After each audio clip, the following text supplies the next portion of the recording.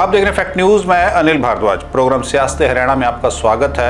हरियाणा की सियासत में उथल पुथल लगातार जारी है। जहां इनेलो और एचएलपी का समझौता हो गया, वहीं भारतीय जनता पार्टी से जुड़ी दो बड़ी खबरें हैं। एक खबर भारतीय जनता पार्टी के लिए राहत की खबर है, दूसरी थोड़ा चिंता की खबर है। सबसे पहले बात कर लेते हैं चिंता की खबर कहां से है। भारतीय जनता पार्टी से उम्मीदवार हैं कमल गुप्ता हिसार से, और वहां पे जबरदस्त बगावत देखने को मिल रही है। सावित्री जिंदल, गौतम सरदाना और तरुण जैन, तीनों भाजपा के हिसार से संबंधित कद्दावर नेता, इन्होंने आजाद प्रत्याशियों के रूप में अपने नामांकन दाखिल कर दिए हैं। कमल गुप्ता वहां से ऑफिशियल कैंडिडेट है, मतलब 3 बागी उम्मीदवार भाजपा के मैदान में आ गए। इस पर चर्चा के लिए मेरे साथ मौजूद हैं मेरे सहयोगी शमशेर चंदेल। शमशेर जी, स्वागत आपका। तो भाजपा के लिए सबसे पहले तो ये हिसार से एक चिंताजनक खबर। देखिए, बिल्कुल चिंताजनक है, क्योंकि कमल गुप्ता मंत्री रह चुके हैं और वो सावित्री जिंदल के पास गए थे कि आप अगर विड्रॉ कर सकते हैं नॉमिनेशन, मगर सावित्री जिंदल ने पहले ही कह दिया था कि भाई अगर मुझे टिकट नहीं मिली तो मैं इंडिपेंडेंट लड़ूंगी। और वो भी लड़ रही है, साथ में मेयर है गौतम सरदाना। वो मेयर का बड़ा रोल रहता है, और सिटी का मेयर अगर इलेक्शन में खड़ा हो जाए तो एक रुतबा होता है। बिल्कुल होता है, हिसार शहर की बहुत सारी वोट है। तीसरे हैं तरुण जैन जी। तो ये बिल्कुल बहुत, देखिए ऐसा भी हो सकता है कि ये तीनों एक दूसरे के वोट काटे, पर जरूर एक कहते हैं जिसको ना कि भाजपा के तीनों वोट काटेंगे। ये एक परसेप्शन डेवलप हो जाती है, एक नैरेटिव बन जाता है कि यार वो तो आपस में फटे हुए हैं, वो चीज जो। हालांकि शुरू में अनिल जी, आपको याद होगा कोई 25 दिन पहले कमल गुप्ता का नाम आया था उन लोगों में जो कि एस्पायर कर रहे हैं, पर लोग कह रहे थे कि इस कमल गुप्ता को शायद टिकट मिलना मुश्किल है। उस समय काफी स्ट्रॉन्ग पॉसिबिलिटी लग रही थी कि शायद सावित्री जिंदल या फिर जो गौतम सरदाना है या फिर तरुण जैन लग रही थी। अब तीनों ये रुष्ट हो गए, इसलिए नेचुरली कमल गुप्ता खड़े तो हैं। अब इसका सिर्फ 2 इलाज है कि बाकी कैंडिडेट को वो मनाएं और विड्रॉल जब 16 को होता है तो 16 विड्रॉल करवा लें। अगर वो करवा सकते हैं, भाजपा उसमें सक्षम है। दूसरा ये है कि एक हाथ से विड्रॉल करा ले और एक आदमी को बोलते कि कैंपेनिंग ना करे या अपने साथ मिला दे या कुछ भी मीठी बोली देके, तो वही इसमें पॉसिबिलिटी है। बाकी ये काफी डन एंड डस्टेड है वहां से जो मामला है हिसार से। तो ये तो हो गई चिंता की खबर भारतीय जनता पार्टी के लिए। रामनिवास राणा है यहाँ से कांग्रेस के और वो स्ट्रॉन्ग कैंडिडेट है। हाँ। तो अब राहत की खबर आ रही है, फिर वही बात रामविलास शर्मा, उनको टिकट नहीं दिया गया, उनका टिकट कट गया, काफी आहत हैं उस चीज से, और उसी जो है गुस्से में उन्होंने नामांकन दाखिल कर दिया आजाद उम्मीदवार के रूप में। फिर उसके बाद क्या हुआ क्या नहीं हुआ, अब बात ये आ गई कि अब वो चुनाव नहीं लड़ेंगे। ये देखिए, मुझे लगता है कि चुनाव ना लड़ने का कारण ये था कि उनका रुतबा बहुत ज्यादा था। कि एक 5 दशकों से जो भाजपा के साथ लीडर है, जो पहले मंत्री रह चुका है, एजुकेशन मिनिस्टर, जब भाजपा कहीं नहीं थी। बिल्कुल, ये हमने कल भी चर्चा इस पे की थी। भाजपा कहीं नहीं थी, और रामविलास शर्मा फिर भी एक बड़ी हस्ती थी हरियाणा की सियासत में। बिल्कुल। तब वो एजुकेशन मिनिस्टर थे, फिर वो स्टेट चीफ रहे भाजपा के जब 2014 में जब खट्टर सरकार बनी। और खट्टर साहब जब मुख्यमंत्री जिस दिन बने थे उससे 3 घंटे पहले तक रामविलास शर्मा एक बड़े नाम थे भाजपा के। तो मेरे ख्याल से ये सारी चीजें बीच में रही होगी, और जाहिर है कि हाईकमान ने भी उनको कहा हुआ कि यार आप कुछ तो मतलब एकदम से वापसी जो है उनका करना। अनिल जी, एक बात बड़ी इंपॉर्टेंट है कि जो राव इंद्रजीत है वो भी भाजपा के बड़े कद्दावर नेता, उनका कहना है कि ये जो उनको टिकट नहीं दिए, एक तो मेरे को उनको बेइज्जत करने के लिए किया, मतलब राव इंद्रजीत के वो बड़े खास। और ये भी आरोप है कि मनोहर लाल खट्टर के जो खास हैं कंवर सिंह यादव, उनको टिकट मिली है। और ये जो यादव कम्युनिटी है, अहीर वाल कम्युनिटी, इसको टू गेट मोर वोट्स, इस वजह से ये कहा जा रहा है। मगर इसमें जो डिसिडेंस, मतलब जो फैक्शनलिज्म की बदबू साफ साफ आ रही है। इतने आप कद्दावर नेता को छोड़ दो, दूसरे को टिकट दे दो, और फिर नेचुरली आज वो येस्टरडे ही ब्रोक डाउन, उनको रोना भी। हाँ बिल्कुल वर्कर्स के सामने। हाँ बिल्कुल। अच्छा, अब एक और सीट जिसपे के बीजेपी के लिए फिर से वही के बगावत की बात सामने आई है। तेजवीर सिंह एमएलए थे पुंडरी से, तो उन्होंने कांग्रेस ज्वाइन कर ली। हाँ, कांग्रेस ज्वाइन कर ली है और इनका इतिहास बड़ा इंटरेस्टिंग है। पहले इनेलो में थे ये, मेरे ख्याल से 2014 या 15 तक इनेलो में थे। उसके बाद वो कांग्रेस भाजपा में गए।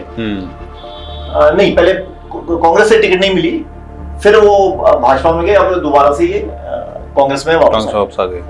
और इनके पिताजी भी ईश्वर सिंह एमएलए रह चुके हैं 3-4 बार। तो पुंडरी, कैथल, कलायत, पुंडरी, ये जो भी इलाका है यहाँ, मतलब कांग्रेस का होल्ड रह चुका है। मगर ऑफ लेट आम आदमी पार्टी भी यहाँ काफी आगे है। तो पुंडरी में देखना पड़ेगा कि आम आदमी पार्टी कितनी सीट वोटें काटती है। मगर ये डेफिनेटली कांग्रेस को फायदा है, भाजपा को नुकसान है। इसी के साथ जुड़ी है एक और खबर, फिर अगले टॉपिक पे चलेंगे। खबर ये कि एक्स मिनिस्टर करण देव कंबोज, जो कि भाजपा ओबीसी सेल के चीफ थे, उन्होंने भी कांग्रेस जो है वो ज्वाइन कर ली। हाँ, इन्होंने OBC chief as OBC chief तो मेरे ख्याल से 10-15 दिन, कुछ दिन पहले इन्होंने रिजाइन कर दिया। मुझे लग रहा है कि इनको पता लग चुका था, इनको थोड़ी खबर थी कि भनक हो गई थी कि भाई आपको टिकट नहीं मिलने वाली। और ये रदौर यमुनानगर में है, और रदौर से ये एक्सपेक्ट कर रहे थे टिकट, और टिकट नहीं मिली। अब ये ओपनली भाजपा के खिलाफ आ गए, पार्टी छोड़ दी है। और इसका मतलब, और उनका ये कहना है कि मैं रदौर से और इंद्री से, दोनों यमुनानगर के हल्के हैं, यहाँ से मैं पूरा भाजपा का जितना हो सके सफाई करने की कोशिश करूंगा। अब ये इसमें खास बात क्या है? खास बात अनिल जी ये कि नायब सिंह सैनी भी ओबीसी हैं, उनको मुख्यमंत्री बना दिया है। किसी वजह से जो भी इनके दिल में चोट है, दिक्कत है, वो जरूर रहेगी, क्योंकि ओबीसी चीफ का होना, टिकट ना मिलना, ओबीसी चीफ आपको बना रखा है, ये सारी चीजें इसमें बड़ी ये कॉम्प्लेक्स है। या तो पार्टी बोले कि जी देखे मोहनलाल बडोली भी चीफ है हरियाणा भाजपा के, और उनको भी हमने टिकट नहीं दी, वो राई से थे, उनको टिकट नहीं मिली, ये एक लॉजिक यूज कर सकती है। पर ये भी एक बड़ी एक सोचने वाली बात है कि आपने ओबीसी चीफ बनाया है, ओबीसी को आप रिझाने की कोशिश कर रहे हैं कि 36% ओबीसी वोट्स को इकट्ठा कर रहे हैं, तो ऐसा नहीं है कि मुख्यमंत्री के थ्रू ही कर लेंगे आप, उसके लिए आपको ओबीसी चीफ चाहिए। तो मुझे लग रहा है कि ये एक बड़ी दिक्कत वाली बात है। अगले टॉपिक पे आते हैं, इंपॉर्टेंट है इनेलो। हालांकि पिछला जो चुनाव हुआ उसमें मतलब प्रदर्शन अच्छा नहीं था, एक सीट आई थी, लेकिन फिर इस चुनाव में वो फिर से एक बार मैदान में है, और जिक्र उनका इसलिए जरूरी कि उनकी सरकार रही है कई मौकों पे हरियाणा में। तो इनेलो का पहले से समझौता बीएसपी के साथ था, और कुछ दिन पहले गोपाल कांडा की पार्टी एचएलपी, उससे भी इनका समझौता हो गया। कैसे देखते हैं? देखिए, ये एचएलपी मार्जिन्स पे है, पार्टी हरियाणा के मार्जिन पे है। आईएनएलडी या इनेलो जिसको हम कहते हैं, ये एक समय पर एक बड़ी पार्टी थी हरियाणा की, जब भाजपा कहीं भी नहीं थी। आप इसको कहने से हमें गुरेज नहीं करना चाहिए कि भाई 2014 से पहले इनेलो भाजपा से बड़ी पार्टी थी, बिल्कुल। और 2005 से पहले तो बहुत बड़ी थी। देवीलाल तक, और उसके बाद ओम प्रकाश चौटाला। अब ये हाशिए पे, अब ये अपने को रिवाइव करने की कोशिश कर रहे हैं। समस्या क्या होगी कि जी एलनाबाद जो कि गढ़ है इनेलो का, और सरसा है, ये यहाँ कांग्रेस के कैंडिडेट्स बड़े मजबूत हैं। बेनीवाल साहब को कांग्रेस के कैंडिडेट हैं एलनाबाद से। अब उससे जो है, जो इनेलो की स्थिति बड़ी कमजोर हो गई है, तो उस वजह से मुझे लगता है कि ये कांडा साहब के पास गए, और कांडा साहब से इनेलो की बातचीत मेरे ख्याल से पिछले 15 साल से नहीं थी।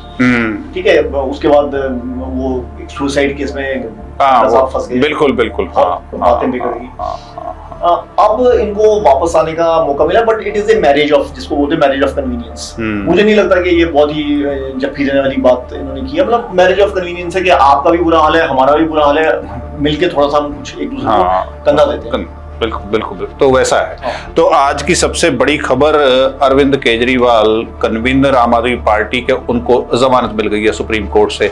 क्या इंपैक्ट देखते हैं हरियाणा, क्योंकि हरियाणा में आम आदमी पार्टी 90 की 90 सीटों पे अपने दम पे चुनाव लड़ रही है। सीधा मुकाबला जो है वहां पे भारतीय जनता पार्टी, कांग्रेस और आम आदमी पार्टी, और उसके अलावा जेजेपी, इनेलो, बीएसपी, एचएलपी, तमाम सारी पार्टियां। आम आदमी पार्टी जबरदस्त तरीके से लगी हुई है पिछले काफी टाइम से। जैसे हम कल भी चर्चा कर रहे थे कि केजरीवाल साहब बाहर होते तो बात और होती, अंदर हैं तो फिर बात और है। तो अब उनको जमानत मिल गई। मैं अनिल जी थोड़ा सा पूछना चाहता हूँ, मैं खबरें ढंग से फॉलो नहीं कर पाया था।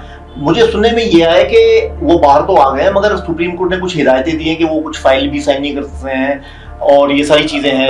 पैच ले लो, सीधा चलो सर, एक नहीं अपा सीधा, बस बड़ी खबर आज दी। और हाँ, तो ये पैच जो शमशेर जी का आंसर है वहां से शुरू करो बस।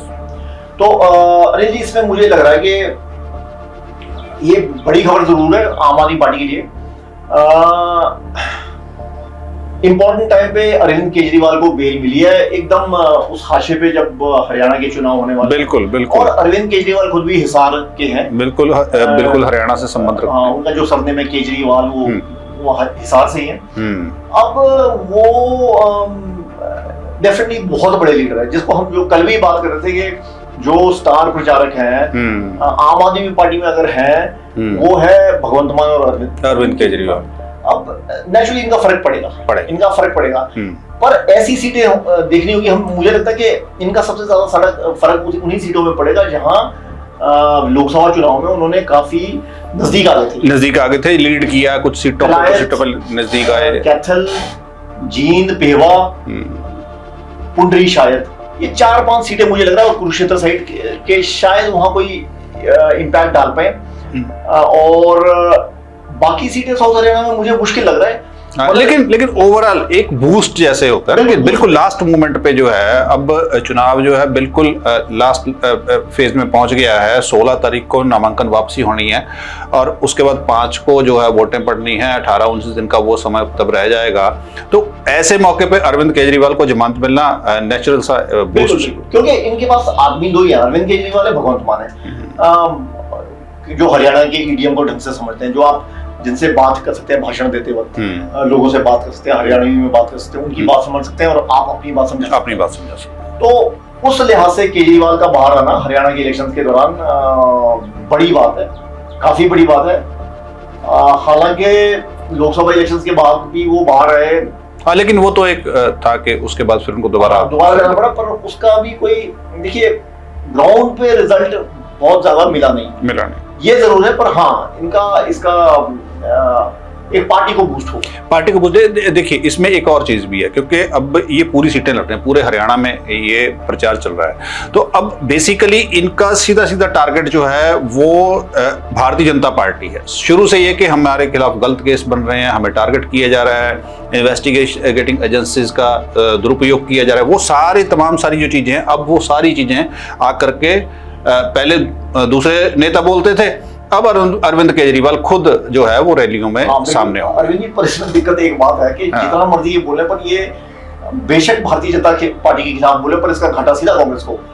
चीज जो है वो फिर वहीं आके खड़ी होती है कि अगर इकट्ठे लड़ते तो बात और थी, अब सभी सीटों पे लड़ेंगे तो बात कहाँ जाएगी, क्या होगा। तो सच है कि बड़ा इंटरेस्टिंग हो गया और हर दिन बीतने के बाद जो घटनाक्रम चल रहा है, चाहे वो अरविंद केजरीवाल की जमानत हो, आम आदमी पार्टी की बात है, चाहे इनेलो का एचएलपी के साथ समझौता है, या और तमाम सारी बीजेपी से लीडर कांग्रेस में जा रहे हैं, कांग्रेस से कुछ वहां मुकाबले। तो कुल मिला के ये है कि हरियाणा में समीकरण जो हैं वो काफी दिलचस्प होते जा रहे हैं। बिल्कुल दिलचस्प हो रहा है। मुझे लग रहा है कि अब थोड़ी सी चिंताएं जो हैं, थोड़ी सी भाजपा को ज्यादा है, क्योंकि ये जो दिखाई दे रहा है कि पहले एक लीडर छोड़ के चला गया, दूसरा छोड़ के चला गया, तीसरा रोया, चौथा रोया, ये रोना धोना छोड़ना, ये भाजपा में कांग्रेस के बनिस्बत ज्यादा हो रहा है। अब दिक्कत क्या है कि कांग्रेस भाजपा के लिए ये हाई स्टेक्स बैटल इसलिए क्योंकि तीसरी बार वो जीतना चाहते हैं, और कांग्रेस वापस आना चाहती है। एक वो बिविल्डरमेंट में थी कि भाई विल्डरनेस में थी कि 10 साल से पावर में नहीं है।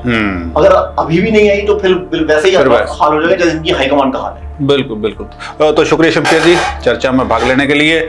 सियासत हरियाणा में आज इतना ही। आप देखते रहिए फैक्ट न्यूज। धन्यवाद।